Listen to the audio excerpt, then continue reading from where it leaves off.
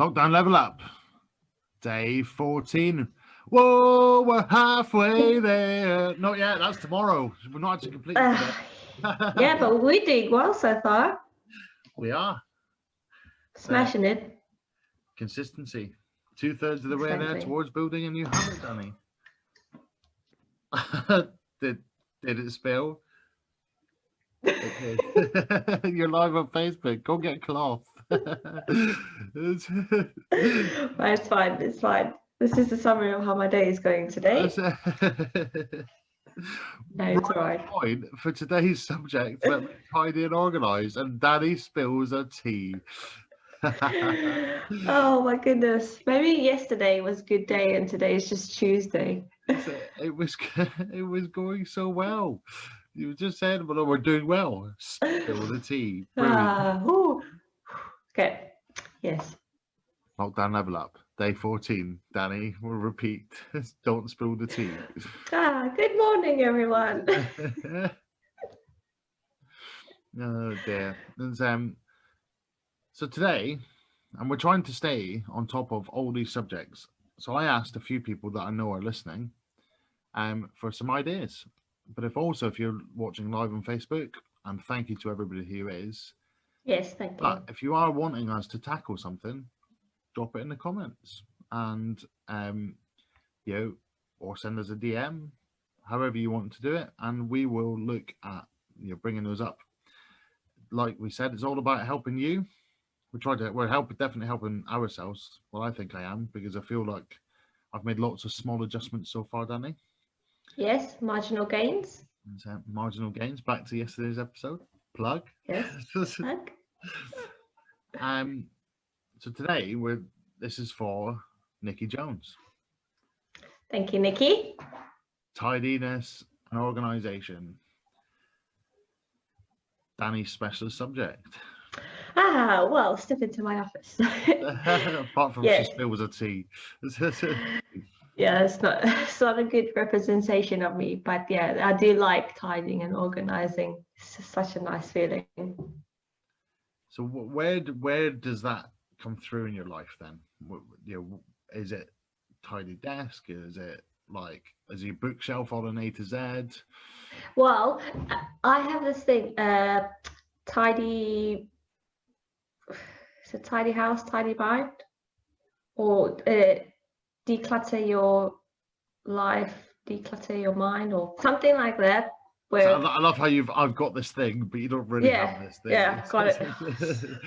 Danny's very tired this morning. Danny woke up at 7:30 a.m., which is later than she would normally would, and so I feel like she stole sleep from me. And so I think so. I do apologise for that. Mine's going backwards. I'm surviving on 4 hours, 41 minutes. Let's go. And I'm like 9 hours. No, but it is true though. Like, I feel like if your environment is organized and you've got all your shit together, then, it's just easier for you to be productive. It's easier for you to not worry about those things. Like, my desk is always clean, so that I've got no distractions around me. I can literally just focus on the project at hand. And the first thing I do every morning is make my bed, because that's the first accomplishment of the day. It's the first task of the day. So basically, it's all these small things that give you that good feeling. And the thing with cleaning as well that I've noticed is it's kind of that instant satisfaction. So you get instant reward, don't you, from seeing something that you've cleaned. And it's just a nice feeling just having everything in place. So it's not OCD to the point, it's not perfectionist, but it is quite tidy. I do like to be organized. And yes, my clothes are like color coordinated in my wardrobe. I've got the blacks, you've got like the whites, then you've got the purples, the grays. So yeah. What sort of impact does that have? Well, because some people might just have a pile of clothes on the chair and the side, stuff to put away, stuff that never really gets put away. You might be like me, where I'm probably a typical man. But you would know where to find everything, am I right? So it's that organized chaos. No. No, okay. It's So then chaos. in that case, you waste time, don't you, looking for stuff? Certainly do. I wanted to go for a run yesterday morning, and I need to find, because it's very dark, I need to find my little light that clips onto my jacket or my jumper, and which was a brilliant Christmas present from somebody last year, and I used it all the way through, January, February when I was doing all my running. Yeah. And I can't find it. See? It's disappeared. There's been a murder. That's my Scottish accent, sorry. You know that Taggart never actually said there's been a murder. Never said it. People just made it up. It was a made up thing. Well, anyway, in saying that, so you lose time looking for things that you need at that time, and even if you're running late for work, you're looking for stuff, then you're late for work. So it's got a spiral effect, can do, and then also you can save up loads of space, and ergonomically you can look better. So it's just there's big loads. Word. Woo. I know, big words, but it can look better as well. So your environment can look better, and you're saving space. And if you only keep things that you need, then when it comes to things like moving and big spring cleans, it's just easier. So I'm not a hoarder, and I like to keep things very like minimalist almost. It just makes life easier for me. I was having this thought the other day when I was trying to put some pans back in the pan cupboard, and I was like, I don't know how these were in there a couple of days ago, because now I can't seem to fit them back in.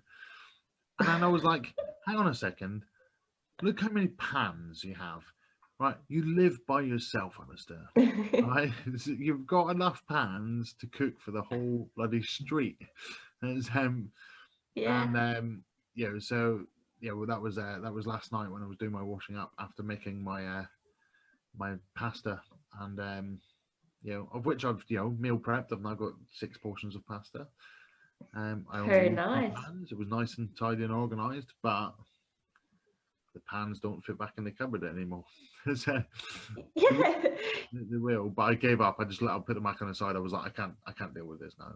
Whereas if it could have just gone back in the spot. Yeah, exactly. It does make it easier, and especially when it comes to work and stuff, like even my folders on my laptop, like they're all in my inbox, things like that I do, that just helps so much. It's just because then you don't get distracted by seeing things. You can kind of just prioritize everything. It's the same with like my folders on my phone. All my icons are all in separate things. Like you got social media, and then I've got my work apps that I use. So like things if I'm creating content for work, or the creator studio to schedule all the posts for my work social media, work email, work software, things like that. It's all in its own folder. And yeah, it's just things to make my life easier in the long run, I guess. So I know where everything is. It's a bit of a nuisance for like people around me, because like as soon as someone gets up from the sofa, I'll like fix the cushions and stuff. Not that bad, but I just like to go to bed, and then the house is nice, and you wake up in the morning and it's all reset. I like that point about folders and things. So I have operated for a number of years on a no unread emails in my inbox. So my inbox, if it's in there, it's not been read.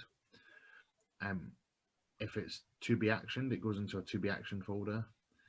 If it's not, if it's like done with it, delete it. If not, it goes into its own little personal folder. And I've done that for years at work, and it does make things super organized. It does, yeah. All my accounts in my business are completely updated. So much so that somebody else could use my system. I like to have that anybody else could find what they were looking for within my system. Yeah, so the same with me. Some spaces we can be very organized, but in other spaces maybe we're less organized or not organized. Yeah. So sometimes you just got to look for, okay, where am I organized? What things do I put in place in that environment?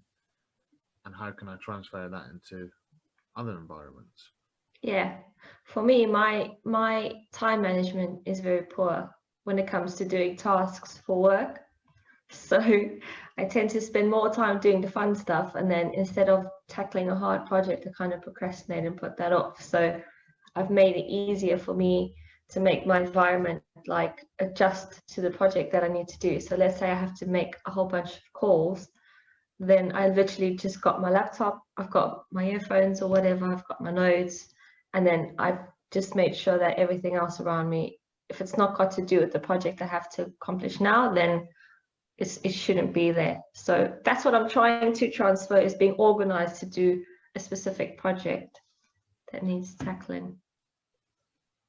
That's a whole other subject, I think, Danny. Is that Yeah. write it down? We need content. And